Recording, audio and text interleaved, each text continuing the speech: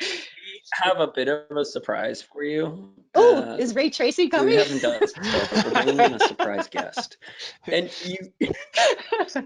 I really want to like sound a horn of some sort. I wanted to have like a burr, burr, burr, burr, burr. But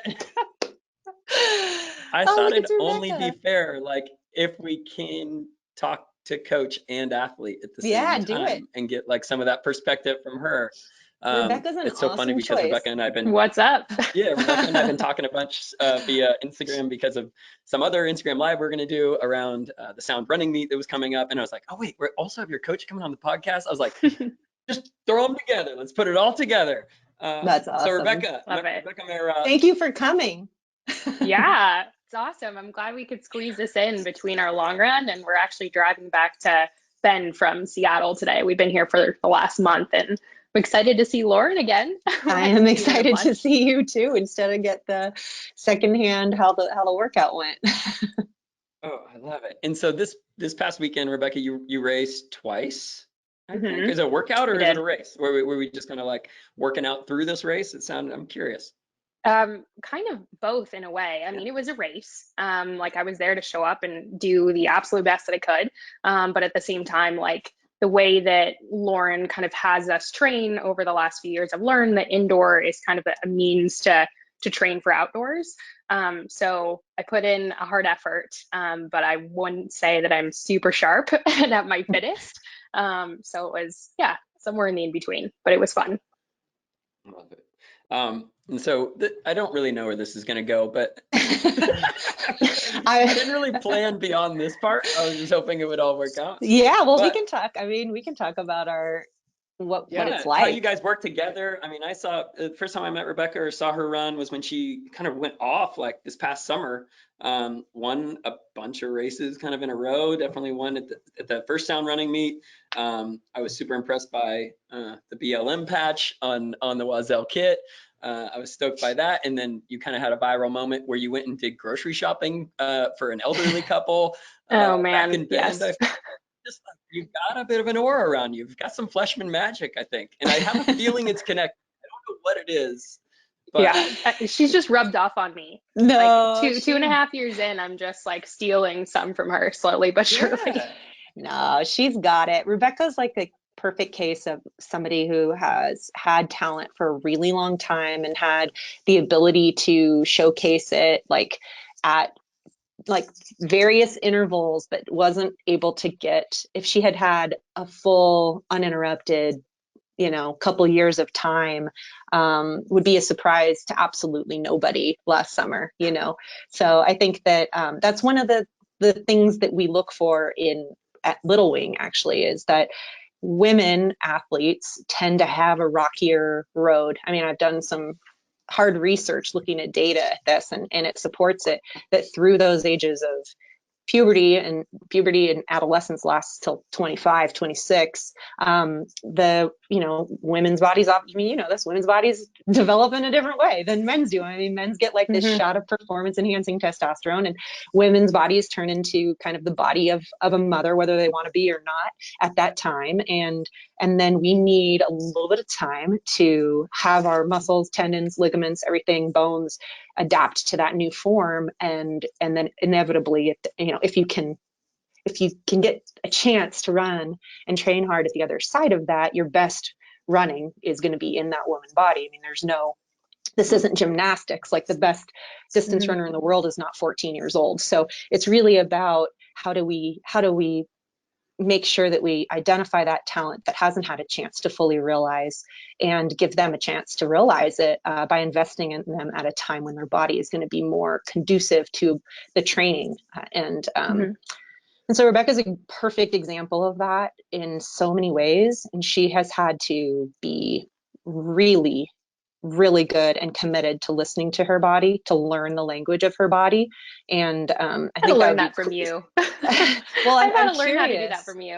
I'm yeah. curious to hear about kind of where you feel like you are now. And I'm not looking, I have plenty of flaws as a coach, and I have lots of learning to do, and I have messed up as a coach with Rebecca, and I am, we are. I don't claim to be a finished product, and so you don't feel like you have to pump my tires here in any way, Rebecca. But I am just curious, like how you view yourself as how you view your ability to listen to your body now. Where are you on that journey? hmm Actually, so before the mile race that I ran this weekend, Lauren and I had a conversation and we talked about a race I ran 2 years ago here at the Dempsey in Seattle. And I totally blew up. I ran like 4:49, and we had a conversation the next day on our long run about like, do I really want to do this?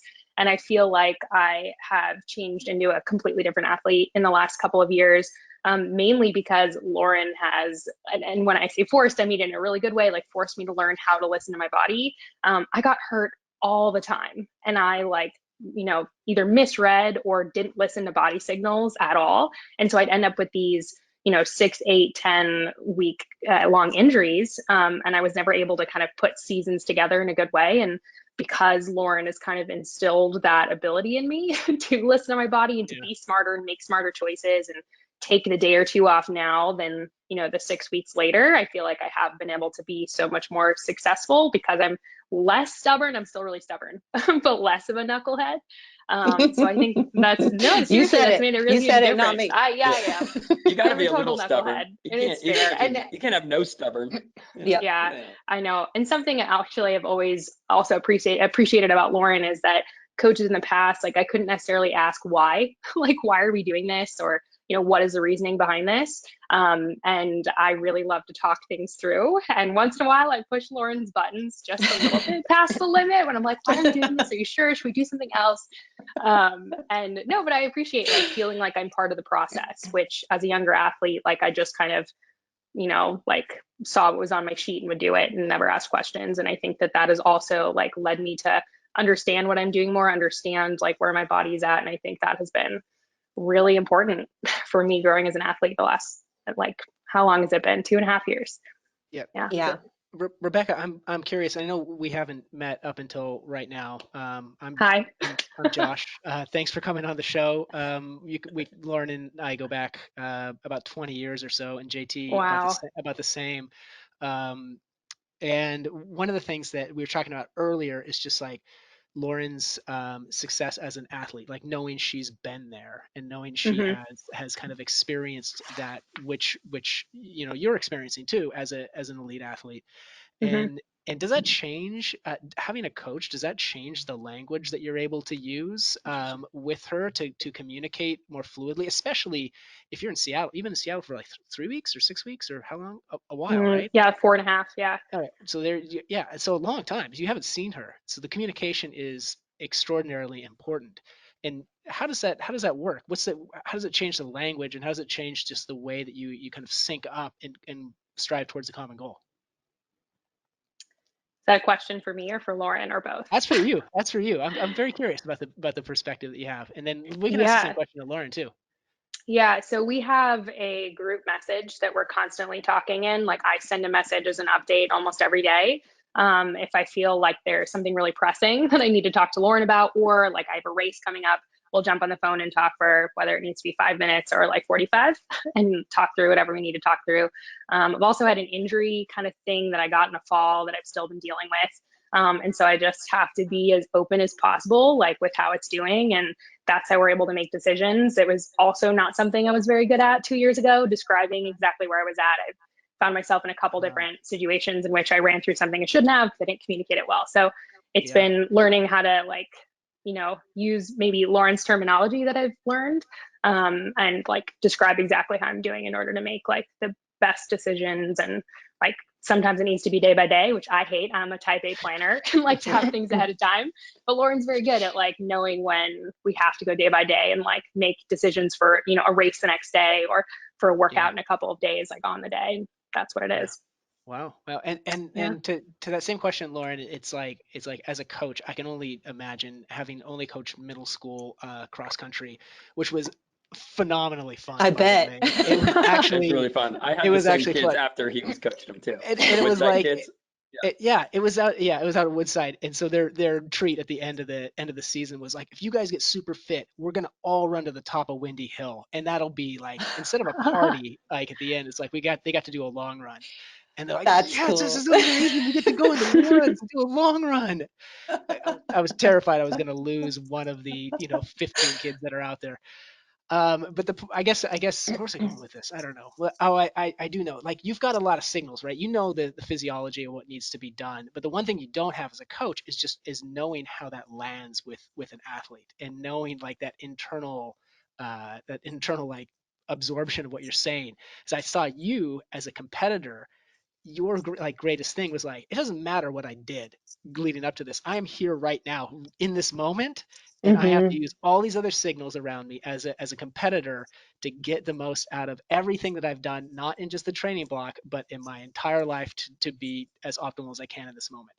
And when you're not in that position, as a coach, you're not in that position to get all of that feedback. How do you do it to help the athlete achieve what they're looking for? Like, how do you get those signals? It's different. I mean, it's different for everybody. What Rebecca has going for her is actually, it's not surprisingly your greatest strength is also a weakness. She said, she was telling earlier how she had a difficult time listening to the cues of her body.